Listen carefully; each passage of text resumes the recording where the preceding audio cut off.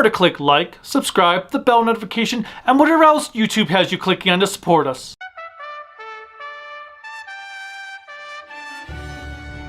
Hey! Welcome to another wonderful installment of Monsterpiece Theatre.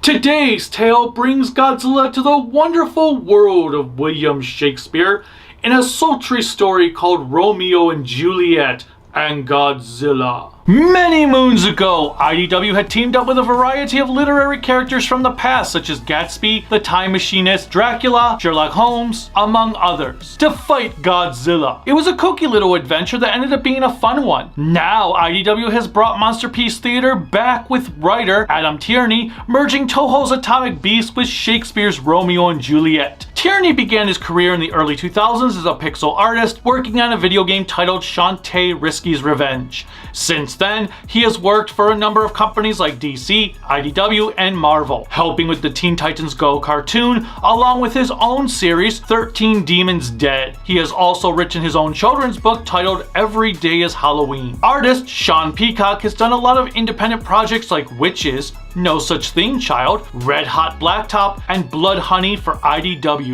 Why they had to go with Shakespeare's worst play, I do not know, but let's see what type of hijinks ensue.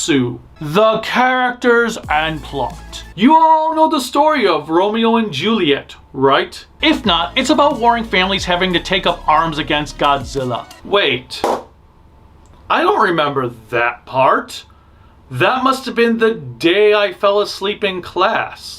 Anyway, Romeo and Juliet end up meeting during her family's banquet thanks to Godzilla's attack on the city. The duo instantly fall in love, and you can pretty much guess how their story is going to develop, which is my issue. Godzilla is attacking the city, but the majority of the characters are still just going through the motions of the original play and not taking the situation seriously. While the Great Gatsby story did have some pacing issues, the characters still reacted naturally. Here, it's not even a second thought towards either of the titular characters. Now, perhaps that was the point to show how oblivious these two morons were, but it just makes it unrealistic. I understand saying something in a Godzilla story is unrealistic, yet it makes it hard to care about what is happening when the characters don't. One other issue is the language. If you are not familiar with old world language, it might be a tough read for you. I even struggled in some areas, and I have read several Shakespeare plays. All in all, I was not a fan of this story one bit. Alternatively, I will say I was impressed that the comic did not hold back on the violence. There were several panels where people were getting killed by the monsters, and we get to see their expired remnants. This included the goopy remains of a messenger after getting stepped on, some soldiers during Godzilla's first attack during the party, and the deaths of Mercutio and Tybalt.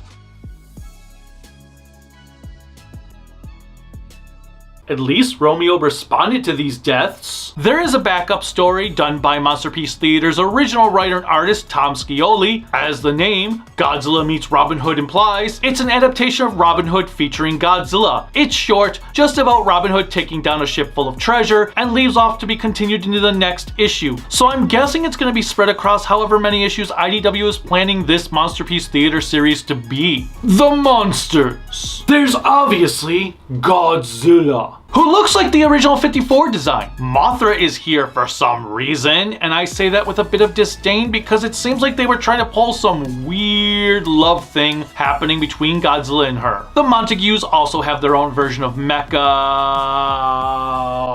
Wooden Godzilla? That took me by surprise, and I rather liked how they gave the Showa Mechagodzilla design a wooden appearance. Wooden in design, not character. There's a couple of cameos in the stained glass windows of the church. The artwork. Peacock's art was fantastic. I really liked his character designs for the cast as their clothing fit the time period. There was a nice variety of colors being used throughout with purples, oranges, and light blue in the backgrounds. I pretty much already discussed the panels that were my favorite earlier in the review. Obviously, the Robin Hood story is in Scioli's Kirby-esque style, which also works for the type of stories he likes to tell. You know, I think I'm just gonna get rid of that. Even Godzilla can't make Romeo and Juliet interesting, but I applaud the attempt even if it was not exactly successful.